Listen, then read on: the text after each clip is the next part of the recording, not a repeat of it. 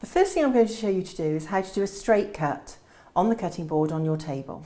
Firstly, my table isn't really big enough for me to have my roll of fabric on it. So over here, I have my roll of fabric sitting on a chair so it's not on the floor, and you can see my fabric is coming up onto the table and onto the cutting board.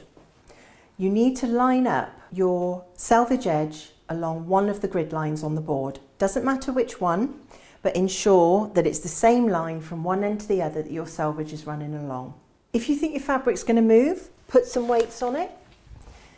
So here are my weights, and that will just hold the fabric in place. And then I'm going to cut a straight edge along this side using one of the grid lines to ensure that my first cut and then obviously subsequent cuts are straight. So I'm just going to use the grid, as you can see, underneath to cut a straight line. So my next job now is to measure the length of the piece of fabric I want.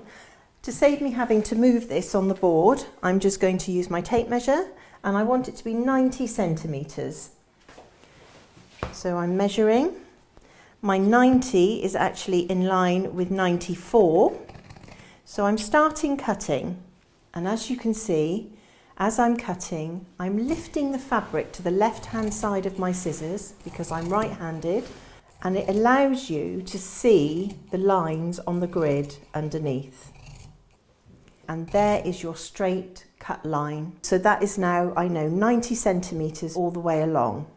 I need this piece of fabric to be 54 centimetres wide, and that is there. So it's just to the right of the number 44 line. And again, you can see I'm looking just ahead of my scissors here.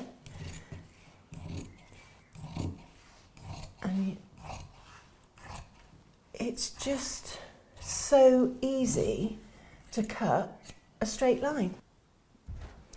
And there you go. There is your perfectly cut piece of fabric for your project.